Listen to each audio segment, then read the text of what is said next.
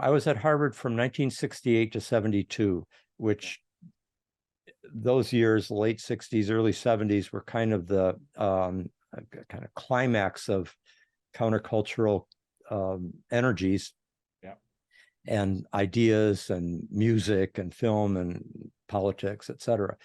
And so, and of course, every university campus in the world pretty much was a hotbed of that kind of activity. And Cambridge, Massachusetts was certainly one of those.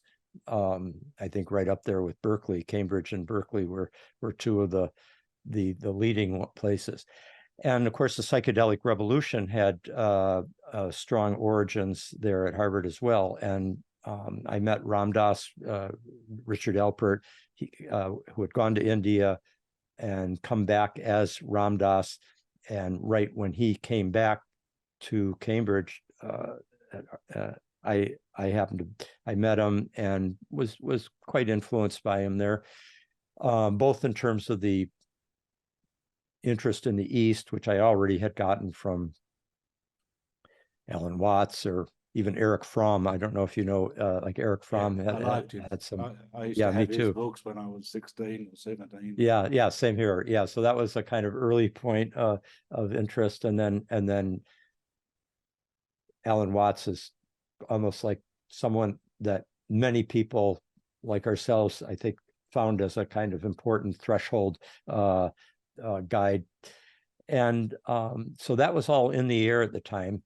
But I was deeply studying both Freud and Jung and depth psychology. Fortunately, Harvard did have a good, like, real interest in psychoanalysis and in even in Jung, and which you don't find in a lot of university psychology departments. But this was a department that, where Erik Erikson taught, and it was pretty eclectic. And so while there, just a question, sorry to butt in. Would you see yourself as, were you part of the 60s uprising? Were you just interested, or were you kind of, No, I was a psychedelic hippie. Yeah, I was, yeah. Long hair. It's just that you could continue your studies at the highest. You had both going, basically. Yeah, there was something in me that was fully committed to higher education and learning as much as I could. I was just ravenous for knowledge, but also for self-understanding, as every adolescent tends to be. And so, yeah, I was very, very much into the counterculture, and it lived and breathed through me as I was grateful for it in many ways. And so both of those were happening at the same time. Yeah. So and Harvard and Cambridge were carrying both of them very strongly at the same time, and it was possible to hold both of those in a kind of tension. And I'll just mention two things that played a role in the shift that you're pointing to here. One is that during my freshman year, their first year at Harvard, in the spring of 1969, there was a two-part series that was published in the Harvard newspaper called the Harvard Crimson, the title of which was "After Harvard, Esalen? ? And I read this article by a Harvard student who had gone out to Esalen and had very powerful experiences. They're not easy, but powerful and transformational. And he wrote about it with such he gave me a sense that I would like to go there after I'm done with Harvard. And then also, while I was there, one of the professors in the Harvard Divinity School, Hans Hofmann, had been trained by Jung as an Jungian analyst, but he was also a theologian, Protestant theologian, et cetera. But during one of our discussions, he said to me, he must have asked me my birth information, and he like one day came in with where my sun and moon and planets were, and I just thought, this is not I'm surprised by astrology coming into our conversation, because he's so sophisticated. We're usually talking about European intellectual history, Freud, Jung, their ideas, their differences. Remember, he said once, he said, it's like Freud had the spear that this with a single point that of the idea of libido, and it penetrated through the veil of the unconscious.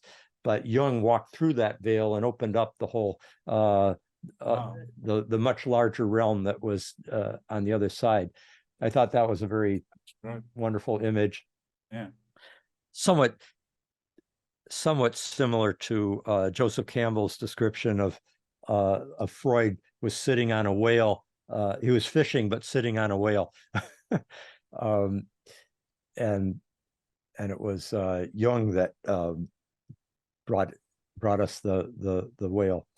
Anyway, so but it planted a seed that a sophisticated Jungian and intellectual was interested in astrology. That planted a seed, and then I started getting more signs of interest in astrology from like Rudolf Steiner's work and Jung himself. So you were already reading a lot of Jung and Steiner. Yes, yeah, that's right. So then I decided to go to Esalen after. I mean, I did spend a year after Harvard. I worked with heroin addicts in the inner city of Detroit, Michigan, and but then got the desire to go to graduate school so I'd have a little more autonomy. And then as I was exploring which graduate school to go to, I read an essay on an article about psychedelic therapy and the power of it, and it was focused on the work of Stan Grof. And there was a quote from Abraham Maslow about Grof's work being like the most important contribution to, I think, psychodynamic thinking or personality psychology or something like that, the most important advance since Freud, something very strong like that. And I thought, wow, here's a person that's been working with psychedelics for 20 years, and he's able to handle all these patients of wide range of syndromes and conditions, going through such powerful. I mean, anybody who's done 500 micrograms of LSD knows that we're talking about it's very powerful and potentially perilous, and it takes a lot of courage to work with it, either doing it oneself or being the therapist. And the fact that he had done this, and that he, according to this article, had created a synthesis between the mystical traditions and the Western depth psychology tradition,